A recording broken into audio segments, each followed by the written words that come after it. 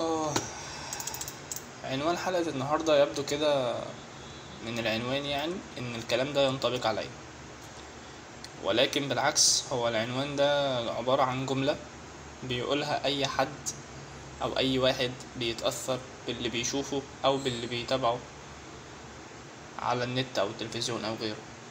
وأنا النهاردة جاي أكلمك عن إزاي اللي بنتفرج عليه وبنتابعه على السوشيال ميديا بيأثر على دماغنا وتفكيرنا ونفسيتنا وكل حاجة.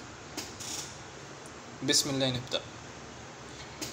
عايزك تتخيل نفسك كده وانت طفل عندك 4 سنين، ومتعود انك لما بترجع من المدرسة بتقعد قدام التلفزيون تتفرج على فيلم الكرتون اللي انت بتحبه. الفيلم الكرتون ده له قصة، القصة دي ليها بطل.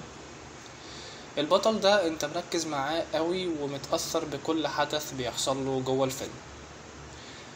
هنفترض ان البطل ده كان بيحاول ينقذ الناس وبيحل المشاكل وبيعمل كل حاجة كويسة وخير، فانت كمشاهد هتتأثر بيه ونفسك لما تكبر تبقى زيه، تبقى بتساعد الناس وتعمل خير وهكذا. فده مثال بسيط لطفل اتأثر بشخص بيعمل سلوك ايجابي وانساني وحضاري. لكن انا النهاردة جاي اسلط الضوء على اللي بيتأثر بحد بيقدم محتوى سيء او سلبي او حرام او كل حاجة غريبة او كلهم، يعني سيء وسلبي وحرام. فخلينا نتكلم اكتر عن الناس اللي بتقعد بالساعات على تطبيق تيك توك. زمان من حوالي 3 سنين تقريبا انا كنت مدمن تيك توك، يعني ما كنتش بتابع حد معين، ولكن بمجرد ان انا بفتح الاب بفضل سكرول كده بلا هدف. فما كنتش بتابع حد معين يعني، بس زي اي حد يخش يعمل سكرول كده وخلاص.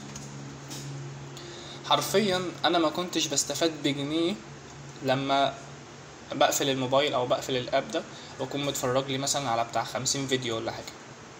في ناس تانية تحب تخش تتابع ناس معينه، تمام، وللاسف الناس دي مش بتقدم محتوى اصلا. هما كل اللي بيعملوه انه سلام عليكم يفتح الكاميرا يعمل حاجات ما ينفعش تتعمل ومش مناسبة لثقافة المجتمع العربي وبالأخص المجتمع الإسلامي. وللأسف الأولاد في سن المراهقة بيتأثروا قوي بالحوار ده، وتلاقيه يقولك أنا عايز أبقى تيك توكر، أنا عايز أبقى يوتيوبر من اللي بيشوفه، فيقولك أنا عايز أبقى زي الناس دي. طب يا ابني شوف حاجة تانية أحسن بدل الهبل ده.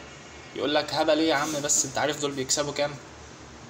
معلش ثواني، هو انت كل همك انك تكسب فلوس وخلاص؟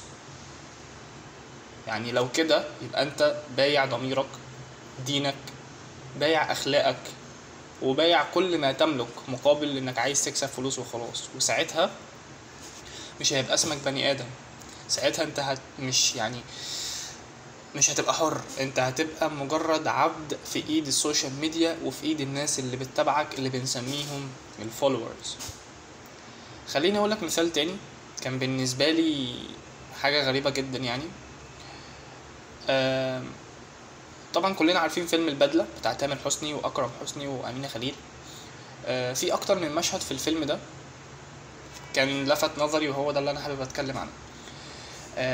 في سياق الفيلم تامر حسني وامينة خليل الاتنين كانوا صحاب ايام الجامعة او المدرسة تقريبا مش فاكر، ولما كبروا واتقابلوا كانوا مبسوطين ان كل واحد شاف التاني بعد السنين دي كلها.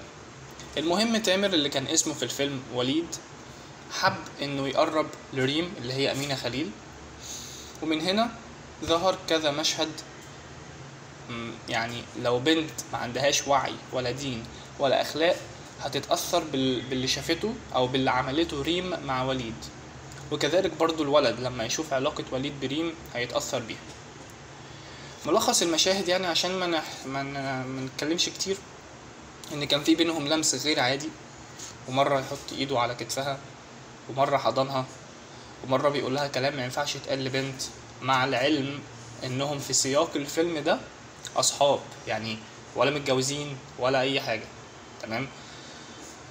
فاللي عايز اطلع بيه من المثال ده هو ان انا مش بنتقد الفيلم، ولكن انا خدته كمثال لان وارد تلاقي بنت تعمل زي ريم كده عادي، هتشوف الفيلم وتتأثر بيه، وتيجي تقول لها يا بنتي ده حرام وعيب، تقول لك ما هم بيعملوا كده في الافلام. فاللي انا قلته ده انا بضرب مثال على بنت ما عندهاش وعي ولا دين ولا تربية. طبعا مش كل البنات كده، ولكن في بعض الامثلة او بعض النماذج اللي تستاهل او اللي فعلا ممكن تكون موجودة بالشكل ده. تقول لك ما هم بيعملوا كده في الافلام، او عادي هي شايفه ان ولد يحط ايده على كتفها عادي، ان ولد يمسك ايديها عادي، ان ولد مش عارف يعمل معاها حركه مش لطيفه هي شايفه ان ده عادي. ليه شايفاه عادي؟ لانه بيحصل في الافلام قدامنا اهو، كلنا بنتفرج عليه ومحدش قال ان ده عيب ولا ده حرام. على عيني وراسي كل البنات المحترمات، ولكن انا مش بتكلم عليكم، انا بتكلم على النماذج التانية. نسيبنا من البنات، نيجي بقى للرجاله. نفس الكلام بالنسبه للولد برضو. ممكن يجي في دماغه اللي هو بيس عادي يعني، ما انا صاحب واحده كده زي ريم دي وهتبقى حاجه فل الفل يا زميلي، ويعمل بقى اللي هو عايزه. لا يا باشا، ما تنساش حبيب قلبي ان كما تدين تدان، فافعل ما شئت، او هو كان افعل ما شئت كما تدين تدان. فخلاصة كلامي، تابع اللي انت عايز تتابعه واتفرج على اللي انت عايز تتفرج عليه، وبس اوعى تتأثر او تتأثري بأي حد بيعمل حاجات ضد دينك ومبادئك الاتنين. انا مش بقول دينك او مبادئك، لا، ضد دينك ومبادئك، لازم الاتنين مع بعض، وتربيتك واخلاقك طبعا. اختي اللي بتسمعني دلوقتي، يعني يا ريت ما تعملش زي البنت اللي اتأثرت بريم دي وما كانتش في وعيها خالص. فيا ريت ما تعملوش اي حاجه من غير تفكير، تحافظوا على اخلاقكم وكرامتكم قدام ربنا وقدام نفسكم واهلكم، وربنا يا رب يحفظنا جميعا. سلام.